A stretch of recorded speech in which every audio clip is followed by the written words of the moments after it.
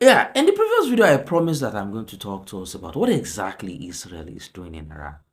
You know, it's the United States of America and Israel that went into Iran to do battle with Iran. And what Israel is doing in Iran is quite different from America, from what America is bringing to the table in Iran.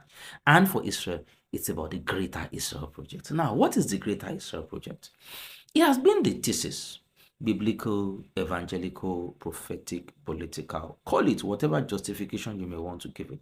But the founding fathers of Israel deliberately did not define the borders of Israel. You know, when you talk of sovereignty, when you talk of the territory that countries essentially,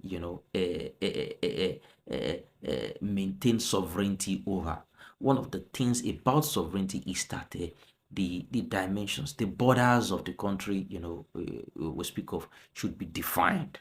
You know, it starts from here, it ends here, it passes through this place. Essentially, that is why we have maps.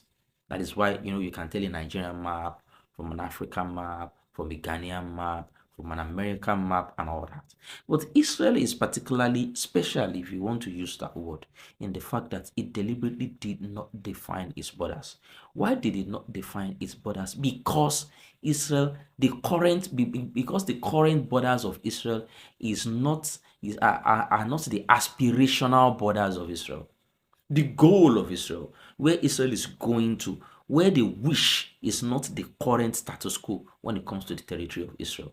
And where where they are going to, is what they call the Greater Israel Project. The problem is this: Israel is a settler colonial state. Israel is a country that was founded on the ruins of another country, what used to be, historical Ottoman Palestine.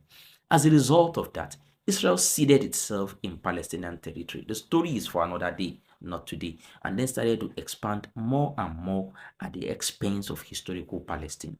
However, historical Palestine itself was small, so Israel started to encroach into the territory of other neighboring countries.